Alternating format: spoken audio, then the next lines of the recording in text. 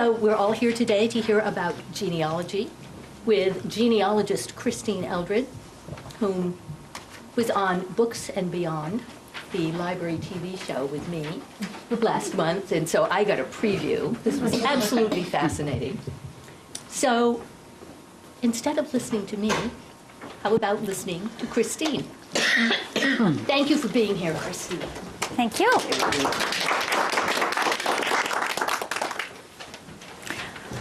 All right, I'm Christene Eldred, and just a little bit of a technical note here that the remote control doesn't seem to be working, so I'm going to have to kind of go back and forth to the computer to move my slides ahead. So thanks for you if you want.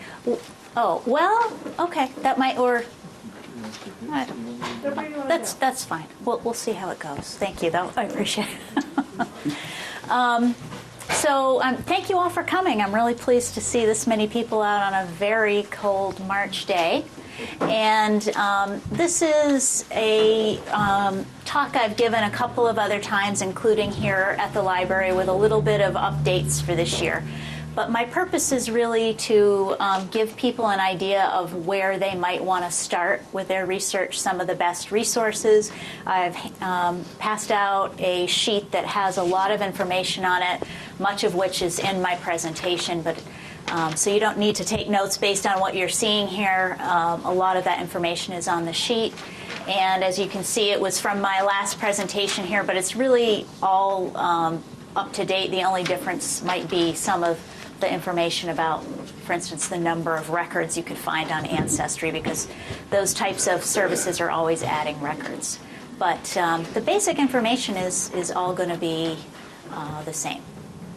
So I called this talk Researching Your Family History because I look at genealogy in a wider context, or that's what really interests me. And genealogy is, for me, not just who begat who, but it is the stories of the people that are in my family and my history. These are pictures of my great-grandmothers, and this one in particular, Delia, who was a Irish immigrant, I'll be talking a little bit about. Until recently, this great-grandmother, who's one of my, on my French-Canadian family line, I didn't have a picture of her. So last time I presented, this was the situation. I was still lacking that one photo, but over the last couple of years, I've managed to obtain that final photo. And these four women are really, for me, have been a major motivation in doing my research, because I just got to thinking about these women and when they were born, when they lived. They were all born around 1875, 1880, and their stories are pretty diverse. This is one of my great-grandmothers who grew up in Bernardston, Mass., and she came from she's a descendant of a Puritan deacon that founded Springfield. So she's one of the her family is one of the founding families in that region, and she married into another founding family. This great-grandmother was orphaned at age 7 when her parents both died of tuberculosis, one after the other. She was sent to live with somebody else in a nearby town and learned the trade of being a seamstress before she married my great-grandfather. She and her siblings were split up. This is my great-grandmother, Tatro, who I mentioned was from my French-Canadian line, and she was born in North Hero. And I don't know a lot about her. I need to research more about her, but she also died fairly young in her 40s of what we think is cancer, although that wasn't admitted at the time. And then this is my great-grandmother, Delia Hurley Galvin, who came here from Ireland at the age of about 19, worked as a chambermaid in New York City. She met my great-grandfather, who, in my research, I've realized came from a neighboring village. And they got married and raised my grandfather and 2 kids. But when my grandfather was only 4, she was institutionalized for the rest of her life. And so her story was really a mystery in the family, and I would kind of ask. I asked, my grandfather had passed before I was born, but I asked my grandmother about it. She didn't really want to talk about it.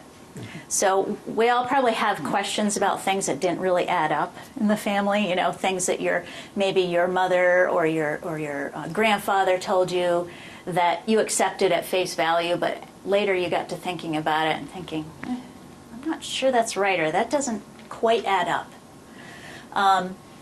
So these ladies are kind of what really got me interested in doing what I think of as the treasure hunt. I've always loved old photos. These are all items, letters, and photos from different sides of my family. And this is, this more than a pedigree line is what really drives me. What did people do for a living? Where did they choose to live? Did they move during their life? Did they leave, the East Coast and go to the Midwest so they could find more fertile land? Did they join the military?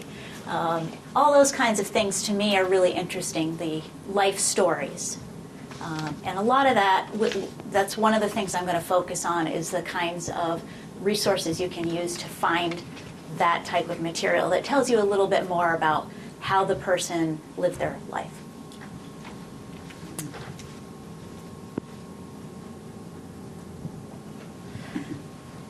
This is an update based on some of my research where my great-grandparents that were from Ireland, I've been able to trace back to their location. I didn't know where they were from in Ireland.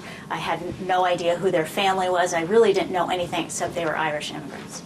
And this past summer we were able to go and meet our cousins. These are my great-grandfather's cousins and my great-grandmother's cousins, and this is the house that my great-grandmother was born in. This is the one I was telling you about that ended up being institutionalized. So they're in neighboring villages. This is the church that both families would have gone to. This is a picture of that same house when it had a thatched roof.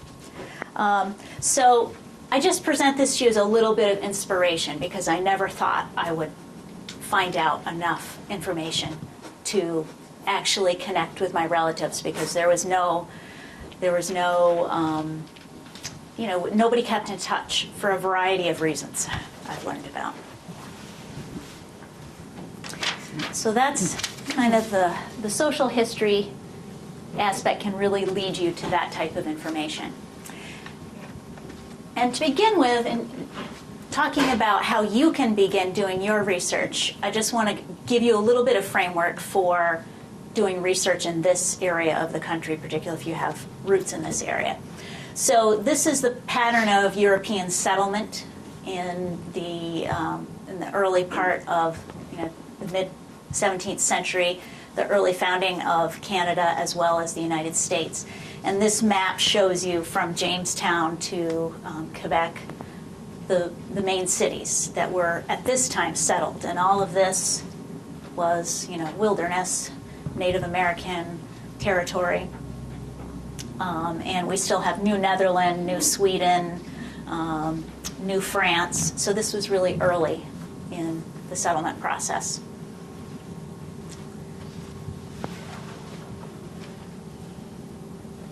These are European settlement dates for most of the main locations on the East Coast that were first settled. So Tadoussac, I'm guessing. The pronunciation Quebec in 1599 is even earlier than Jamestown and Quebec City after that. I was interested to see Albany was one of the first places settled. This is a little bit different than we think about Albany being before Plymouth, for instance, Plymouth Colony.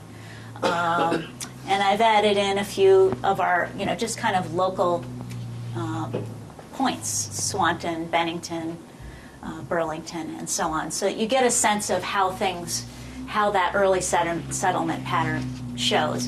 And one of the things you find out by looking at this is that even though we're in one of the early parts of colonial America, people still migrated. We think about a migration as being the westward migration, where people went to Colorado or California.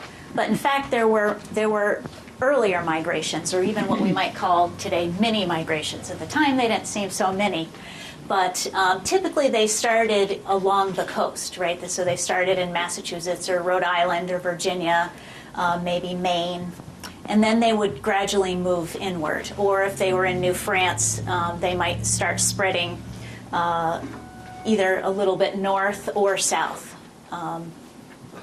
So when you think about that, you'll find that if you have ancestors that go back to that period of time, to the founding of the United States or Canada, you will find that they probably started in one of those main ports, and then they may have migrated to Bennington or to Springfield, Mass, or started to come up into Vermont and New Hampshire. So that's one of the things to be aware of, not just that our families moved to the Midwest or to California. They actually migrated within this region too, because they were continually pushing the frontier out. Okay.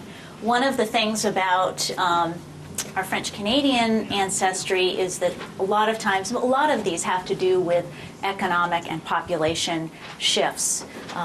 So if there were, borders may have changed, and people may move for reasons that you could later find out are related to, say, an economic collapse, or sometimes in Canada there were issues with, the English were taking over the New France territory and may have pushed out some of the French settlers, and so things like that. People would make those choices that they perhaps wouldn't have otherwise if the circumstances are shifting on the ground.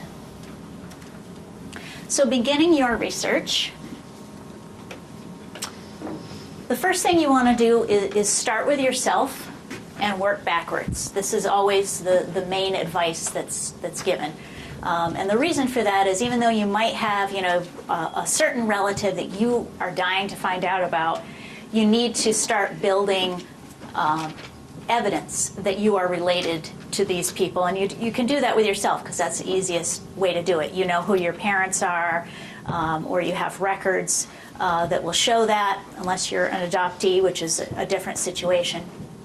But you want to start with at least what you do know about your background, and from there build out. So collect and record any known information, and this is a lot of the types of materials that can really get you started. Talking to older family members, looking at photo albums and scrapbooks. Scrapbooks can really be a gold mine in terms of turning up associations and activities, those types of social history things that I was talking about. Family Bible, if you have a family Bible, that's a fantastic place to start, because typically those entries in the family Bible were done at the time that they occurred, so they can be very helpful information, more reliable sometimes than what somebody has recalled later. Marriage and birth certificates can have some very good information on it. It might just be a clue about where they got married, for instance, but then you could go to that town and locate the specific record. It might give you the names of witnesses or parents, for instance. So all these things can lead you to additional clues, and that's really what it's all about in terms of this treasure hunt, is following one clue from another. These are some examples of those types of documents that I was talking about.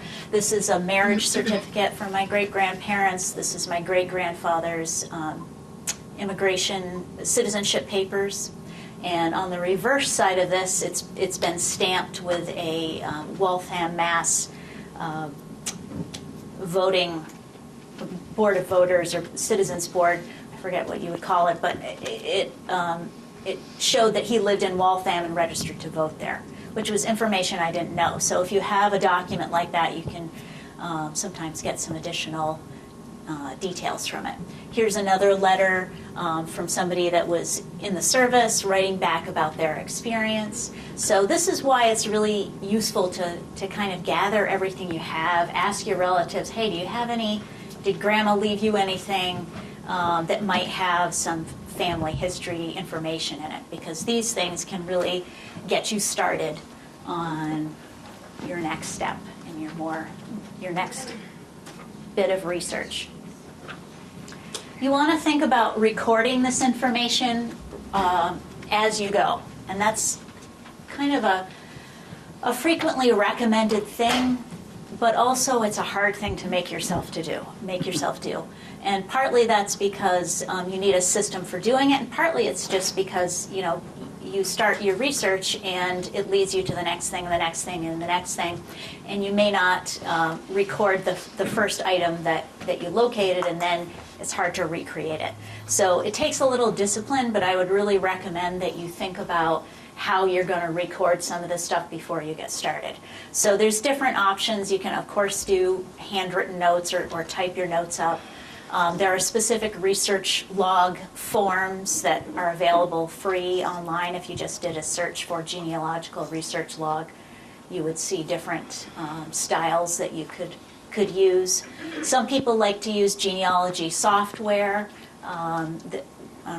A lot of times they use that to build their tree, but they can also keep track of the sources that they've used and the searches they've done. You can build an online family tree, so that's different than genealogy software, which is just on your computer. But for instance, if you belong to Family Search or Ancestry, you can build a tree on there and attach documents to it. Photos or scans, so that's another thing. If you go to, you know, the town clerk's office and you find your great-great-grandparents' marriage record, you can always take a photo of it, and then you've created a document that you can attach to a tree or include in your files. And digital notebooks are another option. A lot of people will use something like Evernote, which lets you create notebooks online and kind of import different types of documents and photos into that. A lot of people also just use a 3-ring binder, which is totally fine too. And sometimes it's the most accessible. When you're starting out or when you're searching for somebody, this is the most helpful information to have to locate the correct individual you're looking for. Their full name, so that would include their middle name or initial if you know it. If it's a woman, a maiden name. And then formal versus nicknames, and that's something that we don't always think about, but you might know somebody, or you might have had an uncle named Uncle Bud, and you never asked what his real name was, right? That can be the case. So determining what the formal name is and the nickname is useful, because your family records might use the informal nickname, but the official records most likely will have the official birth name. So when you're locating Uncle Bud in the records, you want to know that his actual name was, you know, Charles or Alan or whatever, so that you can locate him in the record. Something else to know about nicknames is that in other cultures, nicknames can be surprising. For instance, my great-grandmother Delia, who was Irish, her actual name was Bridget. And I didn't know that for years, because everyone in my family called her Delia. But it was only through research that I discovered that Delia is a nickname for Bridget. And this is common. There's other nicknames for Bridget too. So in Ireland, because they have naming patterns, and this is another useful thing to know about Ireland in particular, but other cultures also have this this custom of family naming, where they may, for instance, name the firstborn son after the mother's father, and then the firstborn daughter may be named after the father's mother, and the secondborn son will be named after the father's oldest brother, and so on. There's a pattern to it. And it can be helpful to know that when you're doing your research, because often you will see that names repeat, and it can be confusing. But if you can kind of sort out those relationships, it helps you to locate and separate out which individuals are which individuals. So in that case, a lot of times that's when nicknames really come into play. You know, if Uncle John is the first generation, the next generation might the John might be called Jack or Johnny or Junior or whatever. So tracing that out can be helpful. So that's the name, the date of birth, or a rough time period. If you don't have a date of birth, the closer you can get to estimating, even if it's just, well, I think it's in this 20-year time period. It's probably, after the Civil War, but before the turn of the century, or, something that helps you narrow that down so that when you're doing your searches, you can just look in a certain window. Associated geographic locations, that's obviously also a very helpful thing in terms of determining that you are on the right track with your particular relative.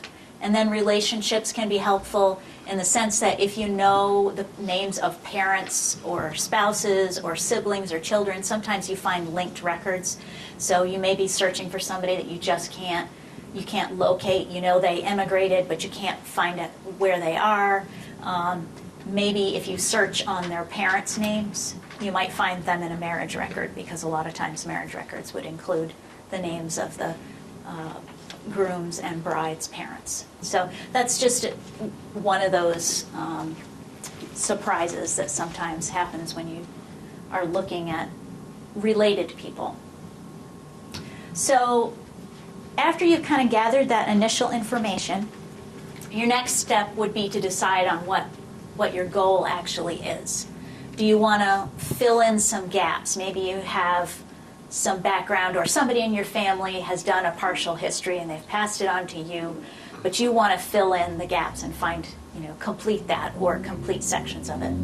You might want to trace one line of your family. That's kind of what I did with my Irish side. I really focused a lot of my time on just that line to begin with. Trace one ancestor's life. You might have a family member that you feel a connection to, or that maybe they did something you're especially interested in. They started a business or founded a town, or maybe they were infamous and got sent to prison or whatever. There's all kinds of things that you might find out or wonder about that might make you think, I'm gonna follow this person and find out more about their life. And then the final thing is to answer a question or solve a mystery, which was similar to what I was telling you about my great-grandmother. Starting your genealogy research, these are the best places to begin. The U.S. Census records are from 1790 to 1940 are all publicly available. Those are, public documents, and pretty easy to locate. We'll be talking a little bit about Family Search in a little bit, which is a website that is free for genealogical research, and it's something the Church of Latter-day Saints started, so they've been doing this for a long time, and they're making more and more information available, but that's an easy place to go to search all of the U.S. censuses. The U.S. Archives has the census as well. Vital records, birth, death, and marriage. Those are, key, obviously, to finding out when somebody lived when they were born, where they lived when they got married, when they got married, how old they were, who they married, all of that. So there's a lot of information in those records, and in order to kind of build your tree and your relationship, you want to make sure you tap into vital records. In Vermont, those are available at the state level, but also you can go to individual town clerks and ask to see the book that, maybe your great-grandfather's birth record may be recorded by hand in there. So that's one of the ways we're very fortunate in Vermont. Military records are also quite useful. The draft registration records, there are copies now on Family Search for World War I and World War II, so any man that had to register for the draft at those times, you can look at the card, an actual scan of the card that was filled out with their signature on it. It'll give their address. It'll give the name of a family member that they want to receive information in there regarding them if they're called to service. Pension records are also available. DD 214 is a form that all veterans are given when they are discharged. And yes. Just a note on the military records, pensions, and DD 214. There's a fire at the holding center in 1979, so not all records are going to be available. Some might have been burnt up in the fire. So, Yes. just a note. Yeah, yes, that's a good point. A lot of those records were kept in St. Louis, and there was a fire. I've seen some that even have, like the edges singed. So some of those records are hard to find, but there are batches that are available. It's definitely worth exploring. And then findagrave.com is a website that has been around for quite a while, and that is a volunteer-run organization. I don't know if anybody here is involved with Find a Grave, but in most communities, there are volunteers who go and visit cemeteries, and they'll photograph the stones, and they will transcribe what's on the stone. And in addition, you will find one of the reasons I really like this is because it will be linked to other records. So if whoever created the page for that particular cemetery knows that John Smith is married to Margaret Combs, then there will be a link right in John Smith's records to Margaret Combs' page that shows her cemetery, the image of her stone and any information. Sometimes there are obituaries attached to the Find a Grave page, so there can be a lot of information that can lead you to some additional information. If anybody has any questions, please feel free to just ask. These are some other resources that I think are some of the top ones. The Social Security Death Index, that's another one that you can research through familysearch.com. And it is, sometimes it's one of the few places you can locate a definite death date. And obviously this would be after Social Security was created. So these are for records that are in the 20th century. Obituaries, as I mentioned, sometimes you can find those on Find a Grave, and those can be, can be a great source for you in terms of listing names of not only family, but finding out that information. What did this person do for a living, or where were they born, if you didn't already know. It may tell you who was deceased before this person and who is a survivor. So sometimes that information helps you too. In terms of locating members of the family. Church records, wills and probate, land records, naturalization records, passenger lists, lineage societies. These are all things that can provide a lot of information. A lot of these are available in varying forms online, and I'll again talk about Family Search. And the reason I focus on Family Search is because it's free. There's also, of course, Ancestry. They all have a lot of records, and the thing to know is just that their availability online is really just about whether they've been digitized yet. Digitizing can be expensive, it can be time consuming, it's very labor intensive, especially the older the records, the more difficult it is to digitize them. And there are also privacy issues.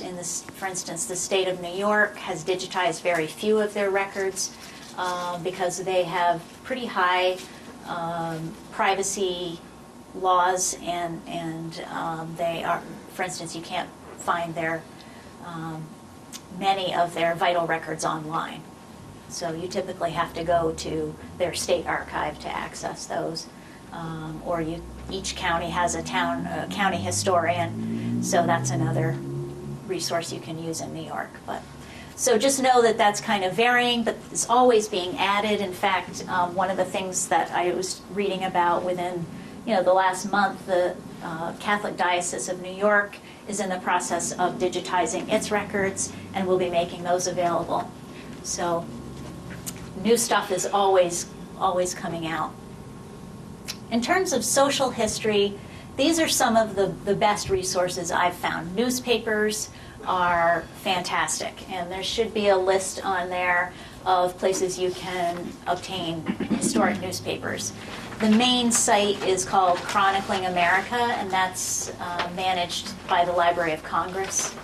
And typically individual states have started digitizing a lot of their historic newspapers, and then they're all available through the Library of Congress Chronicling America website as well. Here in Vermont, we have the Vermont Digital Newspaper Project, which is through UVM. They have a website where you can go and search just Vermont newspapers. New York has one as well for the upstate region, and I know those are on the list. Those are typically digitized just up to 1922 because of copyright issues. But you can find some things that are quite old, and I'll show you some examples of the kinds of information you can find. A lot of it has to do with the social news column. Directories and phone books, that might sound like something not too useful, but in fact, directories in the past typically had more information than just a phone book does today. And I'll show you an example of that as well. But they often will list all members of the household, where they work, sometimes their age. So it can be some good information. Occupational and fraternal organizations. So this would be things like, the Elks Club or the Masons or a union, any type of fraternal organization or social club that would have records. Sometimes they have genealogical records that they have digitized or may have available that you can look at in their archives. School archives, yearbooks. Some of these things I've accessed through something called archive.com, which is the Internet Archive, and they have a lot of yearbooks. So you might have, a relative that lived in Chicago, and if you can figure out about the, when they lived there and what high school they went to, you might be able to go and find their yearbook photo. Maps, of course, and local history guides are something that you can also find often through Google Books. So it might be in a part of the country that you don't really know much about or have the chance to travel to, but you can find out something about the history of that place in the local history guides that have been published and are then end up on Google Books or on the archive.org. So this is an example from my own research of newspaper reports. This is the social news column here from the Vermont Phoenix, which was a Brattleboro newspaper from 1922. And this is what you find on the full page. So this, I must have searched this through either Chronicling America or the Vermont Digital Newspaper Project. And so as you can see, it's a digital scan of the full page, and it includes ads, and all of that stuff is quite interesting. This is a blow-up of the social news column for Dummerston, where my grandfather lived. And it talks about different events in the town. You're probably familiar with this kind of column, but as an example, this one says, Thomas Dempsey and friend, Mr. Smiley of Boston, were guests Saturday night at Mr. and Mrs. John Niles. And Mr. and Mrs. John Niles were the aunt and uncle that were taking care of my grandfather after his mother was institutionalized. He was sent to Vermont and raised here. And I know that his cousins were some Dempseys, so this is information I have that his cousins came to visit. The next paragraph is not about my family, but it says, W.M. Randall of Brattleboro has bought the pasture belonging to H.H. Hall of Westmoreland, New Hampshire, on the road to West Dummerson. So that's just, a little piece of town gossip that's being passed on. And then the final paragraph is about my grandfather's brother, Joseph Galvin, who had just recovered from 2 months' illness with pneumonia, was operated upon for appendicitis Saturday by Dr. Lynch, assisted by Dr. Bugby. The appendix was ruptured and gangrenous, but he is as comfortable as could be expected. That's the kind of information you can find in a lot of these social news columns, and a lot of times they'll report on somebody who is not well, who's sick. Sometimes it will indicate that person is not expected to recover, those kinds of things. So it gives you a little bit of sense of their place in the community and how the community, supported families at that time. And this is something, that doesn't, the kind of thing that doesn't necessarily get passed down in family stories, but it adds a little color to the facts. This is an example of a directory. This one's from 1934 in Boston, and includes, I mentioned before, my Dempsey cousins. So I can't recall if I had their address first, but I searched through a number of these directories to find them. And because I knew enough of the names in the family, I was able to identify them when I did locate them. And I'm going to give a tip right here that is very useful for searching these kinds of resources. So if you went to archive.org and you brought up this directory, it can be quite a large document. But one of the things you can do is use Control F to bring up a search bar, and that will search within the document or the item that you're searching. So instead of spending hours searching through, this would be alphabetical, but sometimes you're looking for something, and this may have 400 pages in it, and you're not sure where the D's are. So if you use Control F, it gives you a way to search within the document that you're working with, and it can save you a lot of time, not to mention eye strain. So this is the Dempsey household. Here's the full page, and then here's a section that I cropped. And this is really just to show you that it gives you a lot more information than our phone books do today. It has the list of every household member who's an adult. It lists what their occupation is, and it lists their ages. Okay? So this is more information than you would typically have in a phone book. So it can be a good place. One of the things I discovered here is a new cousin, for instance. So you might find family members. Something like this can be really useful for searching between census records, because censuses only come out every 10 years, and things change in that time. So sometimes you can trace them between census records in the directories and find out if they've moved or what their job change was, that kind of thing. This is a family history book. And this is, I mentioned before, one of my family lines that descends from a Puritan minister. It's this line, it says here, Captain Josiah Chapin, son of Deacon Samuel Chapin, who founded Springfield. And this book was published in 1862. These types of books are frequently available online if they were written before 1922, when copyright is still kind of preventing a lot of items from being digitized. So you may, if you know you have family history that goes back to, a long time in the U.S. and into the early years, you may want to just see if somebody did a family history book.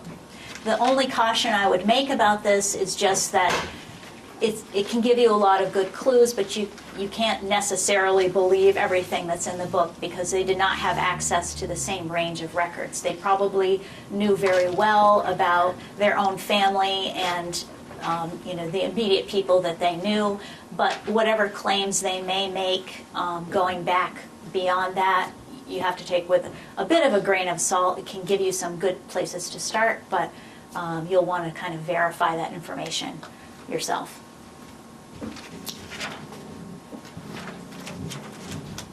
All right, some research tips that I've learned doing this kind of research. Be flexible with your surname spellings, and some of that has to do with, as people know, surnames sometimes changed when people emigrated. Sometimes they just seem to change for no particular reason. They might have dropped a part of their name, for instance. But another issue is simply that when records are translated, if your ancestor's marriage record, if it's copied by another person onto an index that then ends up in the family search database, there's some opportunities there for human error. So That's a factor. Handwriting is a factor. Some of my Hurley relatives are listed as Harleys because that was their interpretation of what the census person wrote down. So things like that, you need to be a little bit creative in thinking about doing your research and identifying. That's one reason to have as many points of information as you can. Realize that family stories or memories may be incorrect. So as we all know about the game of telephone, sometimes information gets handed down. Down the line. Yeah. And things change. Right, or our memories are imperfect and we may mix people up. And so they provide some really good detail, but and sometimes those are the most interesting things to research, but just recognize that sometimes they can be off.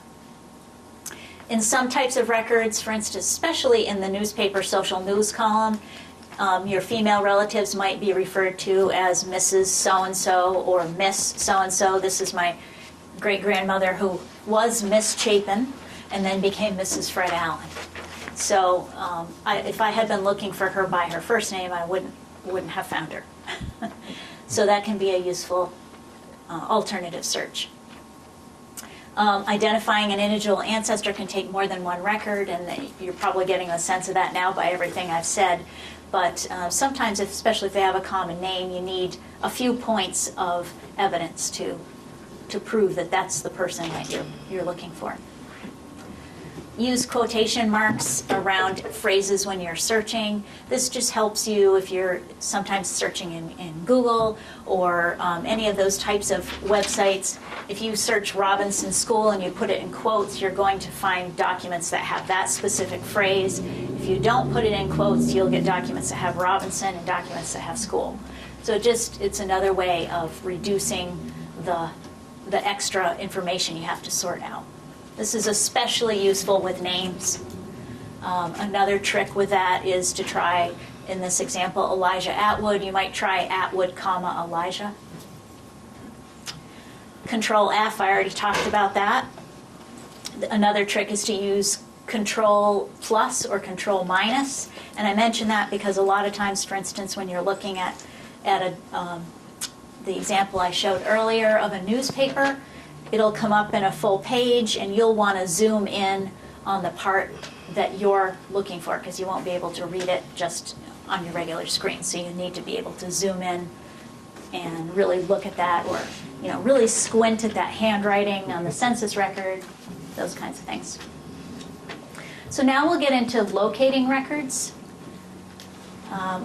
These are some of the big genealogical databases, and those are listed on your sheet. So I won't go into a lot of detail. You feel free to ask me any questions about them, but these are kind of the big ones, and we're going to talk a little bit more about family search, and I'll show you what that looks like in a second.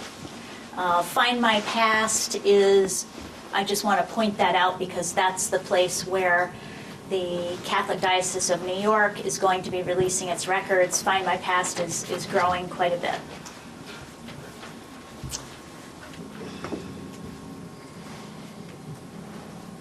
Some additional sources, Fold 3, they focus not exclusively, but they're very well known for having military records. Heritage Quest is available. Do you have that, Michelle? Here, yeah. Heritage Quest is available in a lot of Vermont libraries, including here in Swanton. AmericanAncestors.org is one of the oldest genealogical organizations, and it's based in Boston and focuses on New England, New York, Pennsylvania, and Virginia. World Vital Records has more of a world focus, gets beyond the US and the UK. So I wanted to just show you a little bit of what you can do with Family Search. This is a very large database of records that's available free. And this is what the homepage looks like when you come to it and want to do a search. So I've just put in a couple of screenshots here of what a search looks like so you can get a sense of that. And it's pretty easy to use. It starts right out with a box here that asks for first names and last names. And you can search it with a life event, birth, marriage, residence, death. And then you can have a box here where you could add in additional information such as a location, a range of birth years, and they'll let you kind of, they'll let you put in an exact year. They may, they'll have an option to allow you to put in a range, say 5 years or 10 years, that can help you expand your search a little bit. Search with a relationship, so you could, for instance, list the parents, the spouse, those kinds of things. So you can kind of make a recipe for yourself using the details that you do know, and then you can look at what you might find. And this is a search, an example of a search I did. This is my great-grandfather, Frederick Allen. He lived in Bernston, Mass. And that's the only information I put in there. It's a small town, so I figured it wouldn't be too hard to isolate him. And I didn't even include a year range here, but I could have. So the first thing that is showing up, it's showing me 9,603 results for Frederick Allen in Bernston, Mass. Those are probably not all my grandfather, but they do a good job of bringing up some of the key records right away that I might want to use. The first one is the 1910 census. It shows that he's a son. It gives his birth date, the state, which of course I already knew.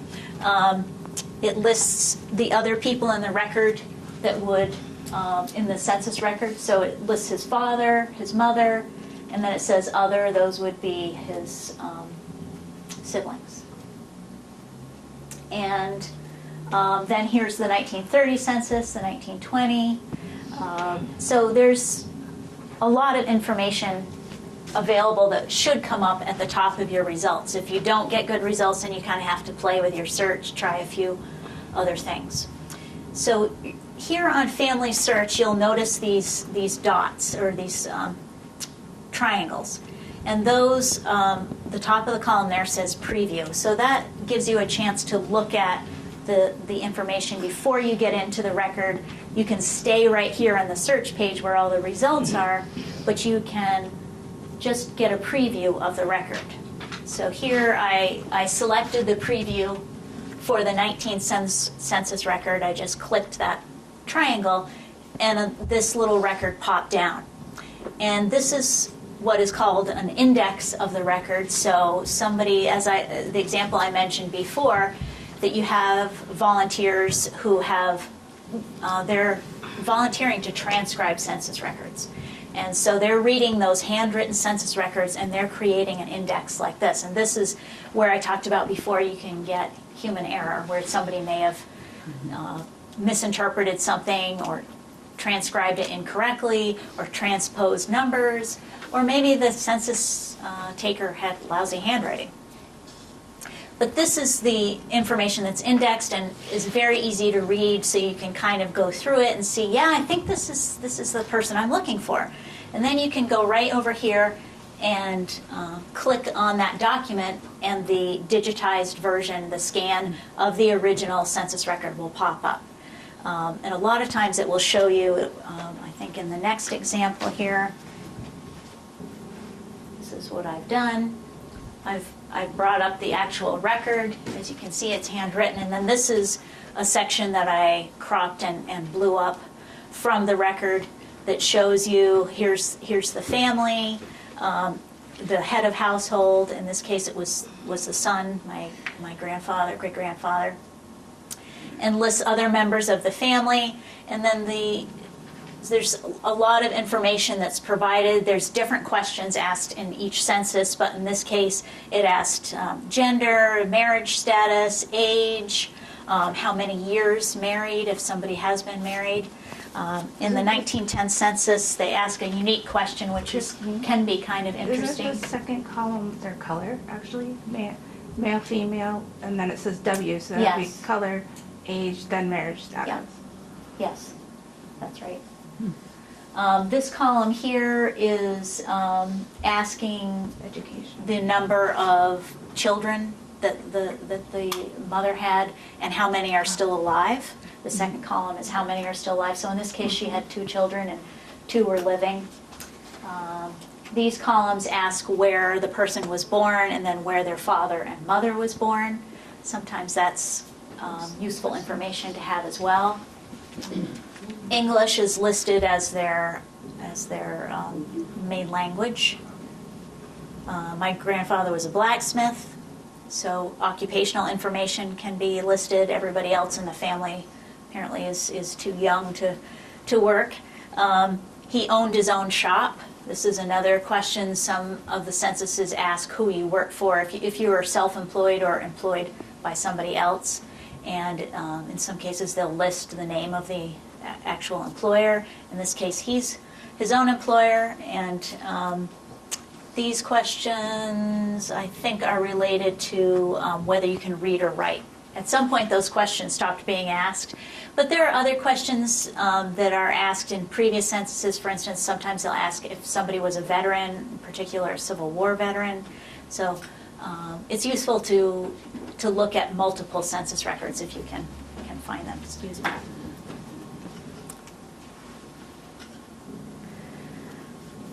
Some additional online sources, and I won't go over all these because they're on the list that I handed out, but some of these we've already talked about, and I really want to point out Google Books and Internet Archive, because those are places that have a lot of digitized materials, and they're always adding. It's freely available.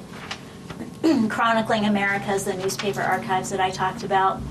And then the only thing I really haven't mentioned yet are the message boards and forums, and those can be useful in terms of getting information, ideas about places you could search. You may run into other people researching the same family lines as you, who may be very happy to share information that they've gathered. You might find information just about a region of the country that you're researching. Facebook has a lot of genealogy groups, so you can focus on, a location or a region, but also ethnic groups, surname lines have their own Facebook groups, lineage societies, that would be like Daughters of the American Revolution or those kinds of things. If you use Twitter, there's quite a bit of genealogy activity on Twitter, and these are some of the frequently used hashtags that you can search. And then we have sources in our region. These are just some of the things that are locally available within driving distance. The Vermont Genealogy Library in Colchester is merged with the Vermont French-Canadian Genealogy Society. They have librarians that are there, and they know their resources very well. They have some unusual things that you might be interested in. They also have computer terminals where you can access some of the online databases. So if you don't have your own subscription, you can go there and use theirs. The Historical Society in Barrie has a lot of both local history and family history materials. The Latter-day Saints Family History Centers, we have those in Essex and Plattsburgh and a couple in Quebec. The state archives are in Middlesex, and those have, in particular, they have the vital records, but they also have military records for, like, the Vermont militias and things like that. UVM Bailey Howe has some special collections, things that were given to them. A lot of that is, specific historic documents, but if you have Vermont roots, it could be definitely of interest to you. And these are a few other major sources here in the area. Bennington Museum has a lot of genealogical resources, and that's one of the earliest settlement towns in Vermont. The Missisquoi Genealogy Blog and the Missisquoi Museum archives, those are actually in Canada, so across the border. These are some sites on the internet. There's a ton. There's more than I could ever list. There's no shortage of information online, but these are some of the big ones where you can go for help, for tips, for ideas, forms that you might use, all kinds of things. And those are on the sheet too that I handed out. And then the last thing I wanted to just mention is research plans. And this is something that can help you focus your research. And I have an example of how I would use one, but it's really just a way of guiding you in your research, because if you, there's, for instance, I showed you the picture of my 4 great-grandmothers. Well, that's a lot of different lines to manage in my research. So it's useful to kind of break it down and keep track of it as you go. And it helps you just strategize a little bit so your time is used efficiently. So as an example, you would start with the question of, what do I want to know? What's my objective in doing this particular line of research today? What do I already know? And sometimes we don't bother to kind of think that out, but sometimes it can be useful just to jot down some notes about what you already know, so you can double check that. Hypothesis, what do I think the answer is? So that gives you a sense of where you might want to go with your question. Thinking about resources, what resources would help me answer that question? And then the strategy of what steps I would take. And I'll give you an example of that. So here's a research plan for the question I'm using is, what are the names and birth and death dates of Lucy Chapin Allen's parents and siblings? So this is my great-grandmother. I want to know a little bit more about her parents, my great-great-grandparents, and her siblings, who I don't know much about. So I'd like to know more about them. This is what I know. Lucy Chapin Allen was born in Berniston, Mass. in about 1880. Her family lived there for several generations. So assuming that's all I know, that's still enough to get started. My hypothesis is that Lucy's parents likely were born and died in Berniston or nearby, and she likely had siblings. The resources I'm going to use are based on the time period, so about 1880. I think I'm going to check the 1880 and the 1900 U.S. Census. I skipped the 1890 U.S. Census because that's a case of record that is hardly any of them are available. They burned, and there are some 1890 census records, but very few. So unfortunately, that's a gap that I can't use. So I'm going to use 1880 and 1900. I'm also going to look at the Massachusetts birth and death records that are available on Family Search and any other death records as needed. So I might check official death records. I might try findagrave.com, those kinds of places. And so these are the steps I would use. First, I would search those two census years for the household of Lucy Chapin using the Family Search database. And once I found the family members in those censuses, I would use the names and the ages then to make a guess about when I might find them in the birth records. And then I would search the birth records on Family Search. And then that information that I could find, I would also search for death records using the names and age information. So that's just an example of one search you can execute. So that's kind of all I have for you today. I leave you with this photo from our trip to Ireland, where my cousin and my husband are raising a glass of Guinness, and to wish you all a little luck of the Irish in your research.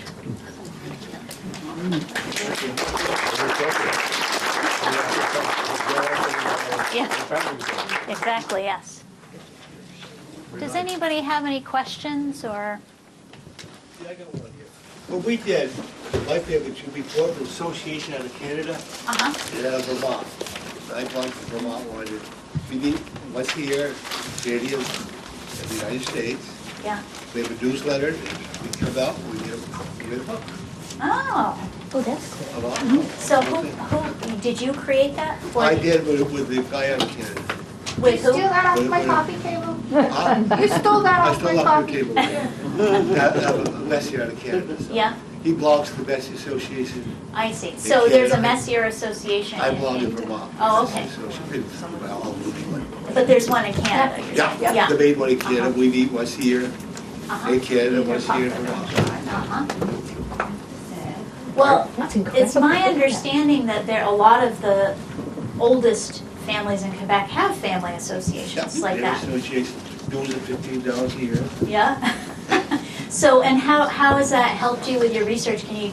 I do all of Vermont, then we get together. We were able Yeah. to, through joining the association, we were able to trace roots back to Normandy, in Rouen, France, back to like the 1500s. So it really propelled that, being able to go back and even like this is the castle that your ancestors Yeah. lived in, and this is, Yeah. and how like a 7-time great-grandfather and his brother and sister were some of the earliest settlers in New France and Quebec area. Well, it's my understanding, I have one French-Canadian line, and I've started tracing that, but one of the things I've heard about that is that Quebec has excellent genealogy records do. because they have the church recorded Yeah, everything. they do. They've never had any fires or disasters like that, so that all the records are still intact, and they kept excellent So records one thing from the earliest that's days. crazy is that because of the part of France that our family is from is actually was considered part of England. When I did the ancestry DNA, my 34% Irish in English, and there was no French whatsoever in my DNA. So that was, kind of a shock to us because we were expecting Yeah, French, and we come back and it's Irish. We're like, oh wait a minute. yeah. So it's to know what part you're from, and to learn what part you're from, and to learn the history of that is kind of important too, because your assumptions might not be Right, correct on what you think that your right. ancestry is. Yes, and wars and boundaries changed, Yeah. and so it's a complicated story. Yeah, yeah. I have a question. On your sheet, you list a BANQ National Library and Archives of Quebec. And what kind of records are in that archive? It's been a while since I actually looked at those or used those, but I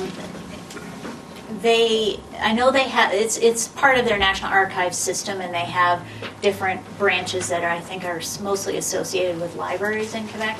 And I believe that most of it is both local history, but family histories, genealogies, church records, that kind of stuff. There's something called the Druin Collection, which is a database of specifically for French-Canadian ancestry, and you can actually access that at the genealogy library in Colchester. But it has a lot of the digitized. You can look at the original, church records that would list, the baptisms and marriages and things like that. So I think that is the source of a lot of that type of material. I didn't know there was anything in Colchester. That's really interesting. Yeah. But since I'm only a second generation American, there wouldn't be a whole lot of Vermont. Yeah. It's pretty modern still. Yeah. So I'm thinking going back, to the 18th century. Yeah. I have a question before I do. I mentioned, and Sue Collins will remember this, at that French Genealogical Society in Colchester, there's a teacher there was in this elementary school. Her name at the time was Lynn Landry. She's since married. Johnson, Lynn Okay, Johnson. Lynn Johnson. And I'll tell you what, because if you're from this area, which I've done, you can lean on her and she'll help you a lot. Her name is Lynn Johnson. And you can mention that we learned about that from she was a school teacher here in Swanton. And the lovely lady, I think is her mother or stepmother still is there. I think it's her mother, I'm not sure. I know her dad, her biological, her dad died, I know. Yeah, I think her parents are both dead now. Oh, they're both dead, I didn't know that. But anyway, they were all very helpful, and I've been really helpful at that place with her. Question I have, can you recommend a spot or location or a library or a spot in Canada for someone who has got a brick wall? Besides the ones that's building? I would probably go to the genealogy library in Colchester. Hasn't worked. Oh, you've already been there and asked them. Spent days and hours. Yeah. I just wonder if you know of any spot in Canada, in Montreal or Quebec, it's a Quebec ancestry. You know, that's probably one of the next things I'm going to kind of become Okay. more familiar with is just looking at my French-Canadian ancestry. But is it a certain individual? Yes. Yeah. His name was spelled about 5 different ways. And it's very Good difficult. luck. He was a Civil War veteran. And U.S. I can only get Civil back to where he was in the Civil War, and to him, I can't find his home, his birthplace, where he died, where he was buried, and things like that, so that's what I'm looking at. I've been doing this Yeah. for about 15 years, and I haven't found him yet. Uh-huh. So he probably And doesn't have want... you tried looking for his military records? Yeah, I've got that. I've been to Oh. Washington and been in the files, and there's nothing there. I was there for a whole day. For my Yeah. No, but anyway, I And just, did he live in this area? no, he lived in New York. We lived in New York. Yeah. What part of New York? Come down out of Canada and then lived in Bangor and that Oh, area. Yeah. I'm not sure which side of the river he came down from. I'm not sure if it's Quebec or if it's Ontario. You know, the one thing you might try is the town historian Where he for lived? Bangor, Okay. and just see if they have, Mhm. you know, you never know what they would have locally. But Okay. they have county historians, and I was surprised to learn this, but even small towns in Mhm. New York have Haven't town done that yet. historians. So Haven't done that I don't yet. know, that might be, Yeah. if that's the last place you know he lived, it's possible. That's where he they- died. I know where he died. but- Maybe he would belong to a church there, or you know, Okay. a social club, or, you know, Okay, thank you. yeah, that's what I would probably do. Another question. I put my DNA into GEDmatch. Can you give me a hint where I can look up and find out how to research my ancestors through that, or you just have to go online and keep doing it? You It's a mean in real terms com- of connecting with? It's real complicated for me. Yeah, Is there any websites or a place I can look to learn how well, to you know, again, research it? I actually, the DNA is something I'm just starting to get into. I went to a workshop at the Vermont Genealogy Library last month. Right. And Ed McGuire there is very, Great guy, very great man, knowledgeable. great Yeah, man. so I would start with him because he really knows Talk to his him. stuff. Okay. And he could probably, you know, I walk thought you- maybe there's a little secret online somewhere. Yeah. Save me spending $3 a gallon for gas. Yeah. Well, there's Until they prob- drop their price to $2, I'm gonna stay There's probably home. some information available online, but to me, it doesn't beat speaking with somebody in person who can look Right. at your specific information. Well, it's very interesting. Once you put you get your DNA and you put it on this website called GEDmatch, it boggles your mind the Yeah. number of people you can find that are supposedly your relatives. It's just phenomenal. Especially in this area. Oh, it's unbelievable. Yeah, thank you very much, Christine. Thank you. Along the same lines, I have a question. So I've done 23andMe and Ancestry. My grandfather was Jesse O'Shea. Yeah. There was no contact with Ireland during that analysis. So I'm just curious if anybody in here who know they're Irish has done that to see if it's working. Because I Yeah. don't know what genetic markers they're using. Well, you know, one of the things that I learned at this workshop, that Ed McGuire is the librarian at the Colchester Vermont Genealogical Society Library, who knows the most and does all the DNA type workshops. Great. One of the things that he told me is, and this kind of goes to your point about being, finding that your ancestry was English, is he mentioned that it's very good at the continental level. In other words, it can tell you if you're if you're European, you're African, you're Asian. It's not very good at the country level. And one of the reasons for that is that some countries have more information than others. In fact, France and Germany have very high privacy laws that prevent people from participating in DNA testing. So they don't have as big of a pool for those countries. It surprises me what you're saying about Ireland. Yeah, but neither one of those services found Ireland. Yeah. They found the Balkans and Nigeria, but they didn't Yeah. find Ireland. Yeah, and what I have heard is that kind of that very detailed information is not super, I don't want to say reliable, but they're still developing it. It's kind of in its early stages, and sometimes it can show migration patterns. Right, More it's than out here. But you're from Ireland, so you Yeah. should find some markers there. Yeah. Well, I haven't done testing yet. My brother did. He found his ancestry was about 25% Irish, which would be correct. And a little Scandinavian, which we guessed was probably Viking. Right. So, like, Yeah.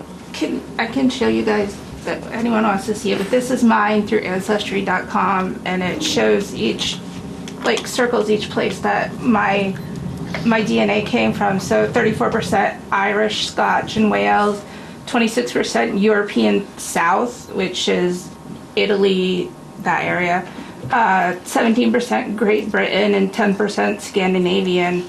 And then it will show the migration patterns into Canada, Michigan, and that looks like Wisconsin, North Dakota area. So it gives you a great overview, and then it tells you other people who match your DNA as well as people in your tree. So I've been able to make matches with people in Ireland that are, you know, 4th, 5th, 6th cousins. It just takes some time to go in and keep looking at your matches and making them, not only looking at your matches, but making the match in the tree. Okay, this, you know, this person, and we share this grandfather, or we share this grandmother, or Yeah.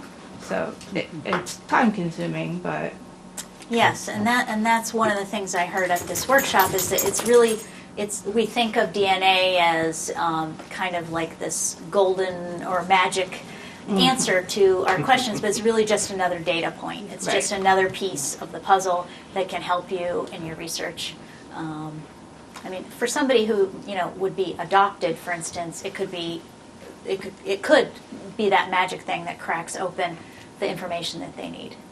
So that's the other side. On of it. that, I started doing some, and I got to, on my father's side, my great-grandfather, and discovered that he was adopted, and which nobody living seemed to know anything about. They always believed he was who his name said he was, but apparently when his mother, apparently something happened to his father, I don't know what, and he was very, very young, probably an infant from what I could gather. And his mother remarried, and at that time, if you did that, the person you married adopted your child. So they took his last name and put it as his middle name and gave him the last name of his father, and I actually found a copy of the birth certificate when it was changed. So from that, my father grew up with that last name. I grew up with that last name. And suddenly I'm realizing I'm really not related to those people at all. I don't have any of their blood in me, but they're the ones I know about. Those are the stories I've heard as a child. I don't know anything about this middle name over here, which is who I really am related to. Yeah. So I was faced with, do I continue on with the family I've always heard about and believed was my relatives Yeah. that I want to know more about, or do I now start to look into this family I know nothing about? And I just sort of stopped because I'm not sure I really want to know about these people over here because I don't have a connection with them, except that we're related. And the family that he was adopted into was a Lancaster family, and the Lancasters have a big reunion every year, and they're from Maine, and I can get together with them, and I don't know if these people over here, Yeah. you know, so Yeah. you hit some things that aren't so fun. Yes. I don't know. One more quick point on the Vermont Genealogical Society in Colchester. If you go in and search it on Google, look it up, the next 4 or 5 or 3 or 4 months, they've got some real nice workshops. If you're a member, you're free, and if you're not a member, it's only $5. And I'm going to tell you, go to one of those workshops, and it's well worth $5. They're fantastic. Like that man she's mentioned, he's unbelievable. And you can go up to him, and you only have to know him. You ask him a question, he'll give you as much time as you need. So those workshops are very helpful. I think they're like 1 or 2 are free, but a couple of them are $5 because they bring people in they have to pay for. So it's very helpful. I have a question. Yeah. What about Native American ancestry? We hear a lot about the French Canadian, and Yeah. European immigrants, but what about Native American, which was so prevalent in this area? Yeah, that's an interesting question and something I'd like to know more about too. I mean, I think there's some issues there with records, and whether you were identified, whether you self-identified or were identified by the authorities as Native American, and some of those questions. I mean, you can. There are certainly census records that focus specifically on censuses of Native American communities, but oftentimes in this area, there's not very much information. Mm-hmm. So it can be. Did you have something? I just have a question about that, because I grew up being told I was Native American, and Ancestry DNA says I'm not. Yeah. So is that possible, or is it like your chromosomes, you get 50% from your mother and you get 50% from your father, and that part just didn't transfer? That's exactly. I understand that can. I mean, this what I'm telling you, based on about that, it comes from this gentleman Ed McGuire at the Genealogical Library, but he addressed that very question, and he said that again, what he said is if you have 2%, if you have something like 2% for Native American, he would consider that significant in your DNA. But for other groups, if it's only 2%, he'd think, that's probably not something worth tracking down. So, yeah, which is unreal. Yeah. So I don't. And he did talk about the fact that you don't. Some people don't get the same genes. There's a mixture of genes in each person, and so some genes are. Don't get passed on. It's kind of how it is. So,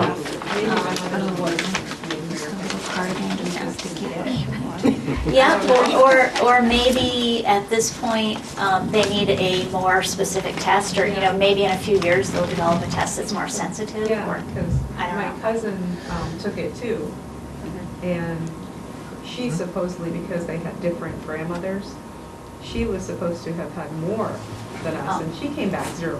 Oh. And her grandmother was an elder in the Abenaki. Yeah. And she came back 0%. So we're all just going, how can this be that, none of us are showing any? Some of us folklore. Yeah. Just by word of mouth. Could just be a small thing. Don't really Yeah, have it's blood to say. Well, as I understand it, it's one of the reasons that Native American groups have said we don't really want to do Part of testing it. in Yeah. terms of identifying who is in the group and who isn't, because it opens up, a lot of questions and potentially bad feelings. Trying to kill like Indians. So, yeah, Steroid. I don't know Probably not yet. how they'll resolve that, Terrible. but. Can of worms. Terrible things today, too. Thank you so much. This was Thank you. absolutely fascinating.